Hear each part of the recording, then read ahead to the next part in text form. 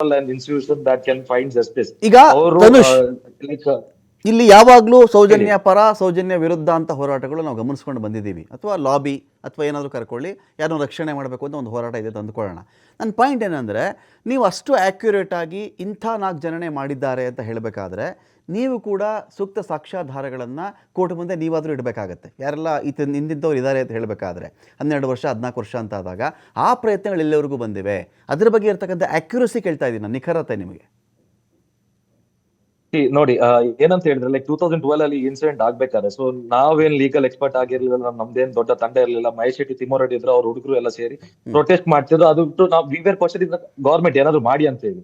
But ಯಾವಾಗ ಸಂತೋಷ್ ಅವರು ಬಂದಿದ್ದಾನೆ 2023 ಅಲ್ಲಿ ಇಡೀ ಭಾರತ ಗೊತ್ತಾಗಿದೆ ಇಂಥ ಒಂದು ಸೌಜನ್ಯ ಕೇಸ್ ಆಗಿದೆ. ಅದಾದ್ಮೇಲೆ ಸಮೀರ್ ಎಂ ಡಿ ಅಂತ ಅವರ ವೈರಲ್ ವಿಡಿಯೋ ಆದ್ಮೇಲೆ every one knows what has happened. So ಅಂತ ಒಂದು ಟೈಮ್ ಅಲ್ಲಿ ಲೈಕ್ ನಮ್ಮ ಹೋರಾಟಕ್ಕೆ ಇನ್ನಾದಷ್ಟು ಜನ ಸೇರ್ತಾರೆ, ಲೈಕ್ ಸೆಲ್ಫ್ಲೆಸ್ ಲಾಯರ್ಸ್ ಸೇರ್ತಾರೆ, ಆಕ್ಟಿವಿಸ್ಟ್ ಸೇರ್ತಾರೆ. ಸೊ ಅವಾಗ ನಾವೆಲ್ಲ ಡಿಸ್ಕಸ್ ಮಾಡಿ ಏನೆಲ್ಲ ಎವಿಡೆನ್ಸಸ್ ಇದೆ. ಸೊ ಅವಾಗ CBI CID ಹೋಗ್ಬೇಕಾದ್ರೆ ನಮ್ಗೆ ಪ್ರೊಟೆಸ್ಟ್ ಮಾಡ್ಲಿಕ್ಕೆ ಆಗ್ತಿರ್ಲಿಲ್ಲ. V couldn't keep our voice also. So ಇವಾಗ 2023 ಆದ್ಮೇಲೆ ಖುಲಾಸ್ ಆಗಿದೆ, ನಾವು ಹಳೇದೆಲ್ಲ ಏನೆಲ್ಲ ವಿಟ್ನೆಸಸ್ ಇದೆ, ಎವಿಡೆನ್ಸಸ್ ಇದೆ, we are given to them.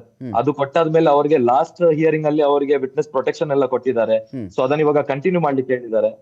ಮತ್ತೆ ಇನ್ನೊಂದ್ ಏನಂತ ಹೇಳಿದ್ರೆ, I would like to say, Ashrad Khalid ಅಂತ ಹೇಳಿ ಸೌಜನ್ಯ ಜೊತೆ ಬಸ್ ಅಲ್ಲಿ ಟ್ರಾವೆಲ್ ಮಾಡ್ತಿದ್ರು ಅಂತ ಹೇಳ್ತಾರೆ ರೇಪ್ ಆದ ದಿನ. ಸೊ CID CBI ಮತ್ತೆ ಕರ್ನಾಟಕ ಪೊಲೀಸ್ ಅವ್ರು ಹೇಳಿದ್ರು this is a male and we have investigated him ಅಂತ ಹೇಳಿ. ಬಟ್ ಆಕ್ಚುಲಿ ಏನಂತ ಹೇಳಿದ್ರೆ ದಿಸ್ ಇಸ್ ಗರ್ಲ್. ಅಶ್ರದ್ ಖಲೀದ್ ಹೆಸರು ಹುಡುಗನ್ ತರ ಕೇಳುತ್ತೆ, ಇವರು ಹುಡುಗರು ಅಂತ ಹೇಳಿದ್ದಾರೆ. ಇವರು ತನಿಖೆನೆ ಮಾಡ್ಲಿಲ್ಲ. ಅವರು ಇವಾಗ ಸುಪ್ರೀಂ ಕೋರ್ಟ್ ಅಲ್ಲಿ ವಿಟ್ನೆಸ್ ಪ್ರೊಟೆಕ್ಷನ್ ಲಿಸ್ಟ್ ಅಲ್ಲಿ ಇದ್ದಾರೆ. ಸೊ ಇಂಥದೆಲ್ಲ ತುಂಬಾನಿದೆ. ನಾವು ಇದನ್ನು ಓಪನ್ ಆಗಿ ಹೇಳಿದ್ರೆ there would be Sowjanya post mortem ವಿಚಾರಕ್ಕೆ ಸಂಬಂಧಪಟ್ಟಂತೆ, ಬೇರೆ ವಿಷಯ ಹೇಳಲ್ಲ. ಸೌಜನ್ಯ ಪೋಸ್ಟ್ ಮಾರ್ಟಮ್ ವಿಚಾರಕ್ಕೆ ಸಂಬಂಧಪಟ್ಟಂತೆ ಒಂದಷ್ಟು ಪ್ರಶ್ನೆಗಳಿದೆಯಲ್ಲ, ಸರಿಯಾಗಿ ಮಾಡಲಿಲ್ಲ, ಅದು ಅಟೆಂಡ್ ಮಾಡಲಿಲ್ಲ, ಈ ಪ್ರಶ್ನೆಗಳ ಬಗ್ಗೆ ನಿಮಗೂ ಕೂಡ ಅನುಮಾನಗಳಿದೆಯಾ ಆ ವಿಚಾರದಲ್ಲಿ, ಪೋಸ್ಟ್ ಮಾರ್ಟಮ್ ರಿಪೋರ್ಟ್ಗೆ ಸಂಬಂಧಪಟ್ಟಂತೆ ಅಂತ? ಖಂಡಿತವಾಗ್ಲು ನೋಡಿ, ಅವತ್ತು ರಾತ್ರಿ ಏನಾಗಿದೆ ಅಂತ ಹೇಳಿದ್ರೆ, ನಮ್ಮ ಬೆಳ್ತಂಗಡಿ ತಾಲೂಕಲ್ಲಿ ಒಂದು ಗವರ್ಮೆಂಟ್ ಹಾಸ್ಪಿಟಲ್ ಅಲ್ಲಿ ಒಂದು ಮೋರ್ಚರ್ ಇದೆ. ಸೊ ಬಾಡಿ ಎಲ್ಲ ಅಲ್ಲಿ ಪೋಸ್ಟ್ ಮಾರ್ಟಮ್ ಮಾಡ್ತಾರೆ. ಸೊ ಅವತ್ತು ಏನಾಗುತ್ತೆ ಅಂತ ಹೇಳಿದ್ರೆ, ರಾತ್ರಿ 6 ಗಂಟೆ ನಂತರ ದೇರ್ ವಾಸ್ ಡಿಮ್ ಲೈಟ್. ಅಲ್ಲಿ ಲೈಟು ಕರೆಕ್ಟ್ ಆಗಿರ್ಲಿಲ್ಲ, ಒಳಗೆ LED ಬಲ್ಬ್ಸ್ ಇರಲಿಲ್ಲ, ಹಳೆ ಈ ಹ್ಯಾಲೋಜನ್ ಬಲ್ಬ್ಸ್ ಇರುತ್ತಲ್ಲ ಅದಿತ್ತು. ಸೊ ಅಂತ ಟೈಮ್ ಅಲ್ಲಿ ಪೋಸ್ಟ್ ಮಾರ್ಟಮ್ ಮಾಡಿದ್ದಾರೆ. ಅದಾದ್ಮೇಲೆ ಅವಾಗದು SI ಆಗಿರೋ Yogish Kumar, I am not sure, but SI he told their parents that ನೀವು ಇವಾಗ್ಲೇ ಇದರ ಏನೆಲ್ಲ ಕಾರ್ಯ ಇದೆ ಇದನ್ನ ಮಾಡಿ ಮುಗಿಸ್ಬೇಕಂತ ಹೇಳಿ. There was very hurry-burry that ಇದರದ್ದು ಈ ಬಾಡಿ ಇವಾಗ ಪೋಸ್ಟ್ ಮಾರ್ಟಮ್ ಆಗಿದಲ್ಲ, ಇನ್ನು ಏನೋ ಇನ್ವೆಸ್ಟಿಗೇಷನ್ ಎಲ್ಲ ಮಾಡುದು ಬೇಡ, ಇದನ್ನೊಮ್ಮೆ ಸುಟ್ಟ ಹಾಕಿ ಅಂತ ಹೇಳಿ. ಸೊ ಅವತ್ತೇ ರಾತ್ರಿ ಪೋಸ್ಟ್ ಮಾರ್ಟಮ್ ಆದ ರಾತ್ರಿ ಅದನ್ನು ಫ್ಯೂನರಲ್ ಮಾಡ್ತಾರೆ ಬಾಡಿ. ಅಲ್ಲ, ಎಲ್ಲ ಪೋಸ್ಟ್ ಮಾರ್ಟಮ್ ಆಯಿತು, ಎಲ್ಲ ಆದಮೇಲೆ ಅಲ್ವಾ ಸಂತೋಷ್ ರಾವ್ಗೆ ಪನಿಷ್ಮೆಂಟ್ ಕೊಟ್ಟಿದ್ದು. ಆತ ಸುಮಾರು ವರ್ಷ ಜೈಲಲ್ಲಿದ್ದ ಆಮೇಲೆ ಆರೋಪ ಮುಕ್ತ ಮಾಡಿದ್ರಲ್ಲ, ಅವತ್ತಿಗೆ ಆ ಶಿಕ್ಷೆ ಆಗಬೇಕು ಅಂದರೆ ಕೋರ್ಟ್ಗೆ ಕನ್ವಿನ್ಸ್ ಮಾಡಿದ್ರು ಅಂತ ಅರ್ಥ ಅಲ್ವಾ ಧನುಷ್? ಹೌದು. They had convince that Santosh Rao ಮಾಡಿದ್ರು. ಅದಕ್ಕೋಸ್ಕರ ಸೌಜನ್ಯನ ಉಗುರಲ್ಲಿ ಸಂತೋಷ್ ರಾವ್ ಇದು ಉಗುರು ಸಿಕ್ಕಿದಂತ ಹೇಳಿದ್ರು, ಕೆಲವು ವಕೀಲರೆಲ್ಲ ಹೇಳಿದ್ರು. So there was deliberate attempt to prove that this person has done it.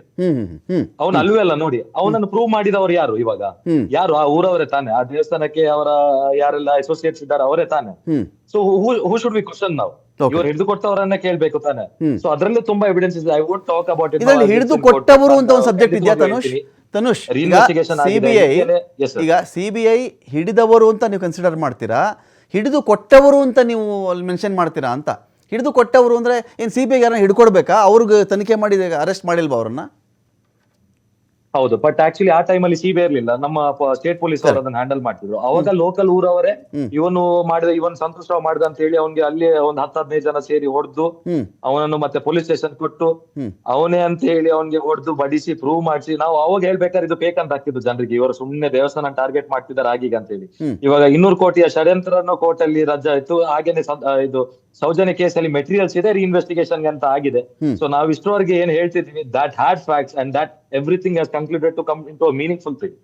ಇನ್ನೊಂದೇನು ಹೇಳ್ತೀನಿ ಅಂತ ಹೇಳಿದ್ರೆ, ಬಿಜೆಪಿ ಅವ್ರ ಬಗ್ಗೆ ಹೇಳಲಿಕ್ಕೆ ನಾನು ಇಷ್ಟಪಡ್ತೀನಿ. ಆ ಟೈಮ್ ಅಲ್ಲಿ ಇದು ಸೌಜನ್ಯ ಕೇಸ್ ಆಗ್ಬೇಕಾದ್ರೆ ಬಿಜೆಪಿ ಅವರ ಗವರ್ಮೆಂಟ್ ಇರುತ್ತೆ, ಇವಳ ಮನೆಗೆ ಬರಲ್ಲ.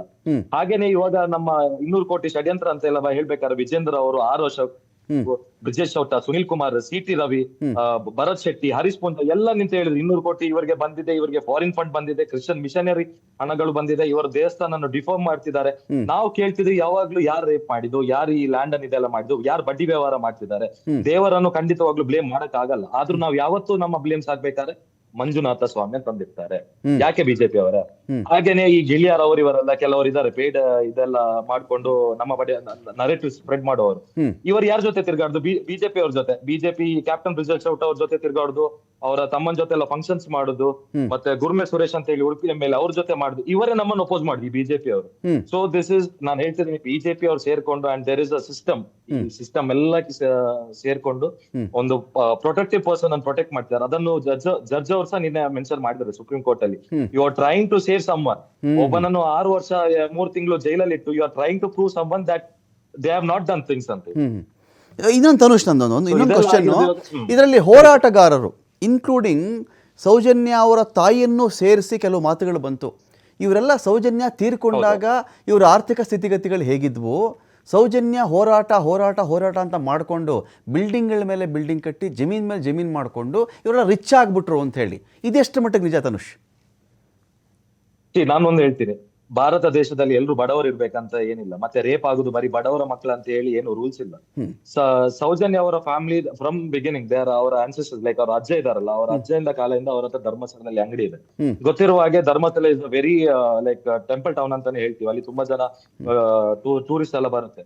ಸೊ ಏನಾಯ್ತು ಅಂತ ಹೇಳಿ ಸೌಜನ್ಯ ಕೇಸ್ ಆಗೋ ಟೈಮ್ ಅಲ್ಲಿ ಇವರು ಧರ್ಮಸ್ಥಳದ್ದು ರೆಂಟೆಡ್ ಇದ್ರಲ್ಲಿ ಒಂದು ಅಂಗಡಿ ಇರುತ್ತೆ ನೇತ್ರಾವತಿಯಲ್ಲಿ, ಅದನ್ನು ಫೋರ್ಸ್ಫುಲಿ ಇವರು ಅಂಗಡಿ ತೆಗಿಬೇಕಂತ ಹೇಳಿ ಬಾಡಿಗೆ ಜಾಸ್ತಿ ಮಾಡಿದ್ರು, ಆಪ್ಷನ್ ಜಾಸ್ತಿ ಮಾಡಿದ್ರು. ಇವರು ಎದ್ದಳ್ಳಿ ಇವರು ಜಾಸ್ತಿ ಪೇ ಮಾಡ್ಕೊಂಡು ಅಲ್ಲೇ ಇದ್ರು. ಅದಾದ್ಮೇಲೆ ಆ ಬಿಲ್ಡಿಂಗ್ ಅನ್ನೇ ಡೆಮಾಲಿಷ್ ಮಾಡಿದ್ರು. ಸೊ ಇವರಿಗೆ ಏನಂತ ಹೇಳಿದ್ರೆ ತೋಟ ಇದೆ, they are farmers, they are having shops, they were not well settled ಅಂತ ಹೇಳ್ತೀನಿ, ಬಟ್ ಅವ್ರ ಹತ್ರ ದೇ ಹ್ಯಾವ್ ಮನಿ, ಮತ್ತೆ ಅವ್ರಿಗೆ ಮಕ್ಕಳು ತುಂಬಾ ಇದಾರೆ. ಲೈಕ್ ಸೌಜನ್ಯ ಒಬ್ಳೆ ಅಲ್ಲ, they have 3 more daughters and 1 son. So ಅವ್ರ ಮನೆ ಮುಂದೆ ದೊಡ್ಡದು ಕಾಣ್ತಿರ್ಬೋದು, ಸೈಡ್ ಅಲ್ಲಿ ಇಟ್ ಇಸ್ ಲೈಕ್ ರೆಕ್ಟಾಂಗಲ್, ಸಣ್ಣ ಮನೆ, ಯಾರು ಮನೆ ಕಟ್ಬಾರ್ದಂತ ಏನಿಲ್ಲ, ಅದು ಅವರ ದುಡ್ಡು ಲೋನ್ ಅಲ್ಲಿ ಮಾಡಿರೋದು. ಮಹೇಶ್ ಶೆಟ್ಟಿ ತಿಮ್ರೋಡಿ ಆಗಿದ್ರು ಹೀಗಿದ್ರು, ಬಹಳ ಶ್ರೀಮಂತರಾಗ್ಬಿಟ್ರು ಮಹೇಶ್ ಶೆಟ್ಟಿ ತಿಮ್ರೋಡಿ, ಅವರ ಸಂಗಡಿಗರುಗಳು, ಇದೆಲ್ಲ ಮಾತಾಡ್ತಾರಲ್ಲ, ನಿಜನಾ ತನುಷ್ ಇದೆಲ್ಲ? ಸರ್ ನಿಮ್ಮ ವಾಯ್ಸ್ ಬ್ರೇಕ್. ಈ ಮಹೇಶ್ ಶೆಟ್ಟಿ ತಿಮ್ರೋಡಿ ಸೌಜನ್ಯ ಪರ ಹೋರಾಟಗಾರರು ತರ ಕೋಟ್ಯಾಧಿಪತಿಗಳಾಗ್ಬಿಟ್ರು ಈ ಕೇಸನ್ನು ಇಟ್ಕೊಂಡು ಅವ್ರಿಗೆ, ಈ ಹೋರಾಟಗಾರರಿಗೆ ತುಂಬಾ ಜನ ಸಪೋರ್ಟ್ ಮಾಡಿಬಿಟ್ರು, ಧನ ಸಹಾಯ ಮಾಡಿದ್ರು, ಅದನ್ನು ಯೂಸ್ ಮಾಡ್ಕೊಂಡ್ರು ಅಂತಾರೆ. ನಿಜಾನಾ ಸುಳ್ಳ? One thing I like to clarify. ನೋಡಿ, ನಾನು ಮಹೇಶ್ ಶೆಟ್ಟಿ ತಿಮ್ಮರೋಡಿ ಅವರ ಅಣ್ಣನ್ ಮಗ. ಐ ನೋ, ಲೈಕ್ ನಾನು ಸಣ್ಣದಿಂದ ಅಲ್ಲಿವರೆಗೆ I have seen what is this like. ಅವ್ರಿಗೆ ಏನಂತ ಫಂಡಿಂಗ್ಸ್ ಬಂದಿಲ್ಲ ಅಂತ ಹೇಳಲ್ಲ, ಏನ್ ಲಕ್ಷ ಕೋಟಿಯಲ್ಲಿ ಏನ್ ಬಂದಿಲ್ಲ ಸರ್. ನಾವು ಹೋರಾಟ ಮಾಡ್ಬೇಕಾದ್ರೆ ಬೆಂಗಳೂರಲ್ಲಿ ಮಾಡ್ತಿದ್ವಿ, ಅಲ್ಲೆಲ್ಲ ಮಾಡ್ತಿದ್ವಿ. ಕೆಲವರು ಅವ್ರವ್ರ ಕಿಶೆಯಿಂದ 2,000 ತಗೊಳ್ಳಿ, ಊಟದು ನಮ್ಮ ಲೆಕ್ಕದಲ್ಲಿ, ಶಾಮಿಯಾನ ನನ್ನ ಲೆಕ್ಕದಲ್ಲಿ, ಚೇರ್ ನಮ್ಮ ಲೆಕ್ಕದಲ್ಲಿ, ಆ ರೀತಿಯಲ್ಲಿ ಎಲ್ಲ ಡೊನೇಷನ್ಸ್ ಆಗಿದೆ ಬಿಟ್ರೆ ನಾವು ಮತ್ತೆ ಏನು ಫಂಡಿಂಗ್ಸ್ ಎಲ್ಲ ಮಾಡ್ಕೊಂಡು, ಈವನ್ ವಕೀಲರಿಗೆ ಸಹ ನಮ್ಮ ಹೋರಾಟಗಾರರು ಅವರವರ ಕಿಸೆಯಿಂದ 200 ರೂಪಾಯಿ 500 ರೂಪಾಯಿ 1,000 10,000 ಎಲ್ಲ ಕೊಟ್ಕೊಂಡೆಲ್ಲ we are fighting this cases. 200 ಕೋಟಿ ಎಲ್ಲ ಬರ್ತಿದ್ರು ಉಂಟಲ್ಲ ಸರ್, ನಾವು ಈ ಹೋರಾಟ ಏನೇನೋ ಮಾಡಿ ಬಿಡ್ತಿದ್ವಿ ಸರ್. ಎಲ್ರು ದಿಸ್ ಇಸ್ ನಾಟ್ ಲೈಕ್ ಬರೀ ತಿಮ್ಮರೋಡಿ ಅವರ್ ಇಸ್ ಅ ಫೇಸ್. ಅವರಿಂದ ಈ 13 ವರ್ಷ ಯಾರು ಮರಿಲಿಲ್ಲ ಸೌಜನ್ಯ ಕೇಸನ್ನು.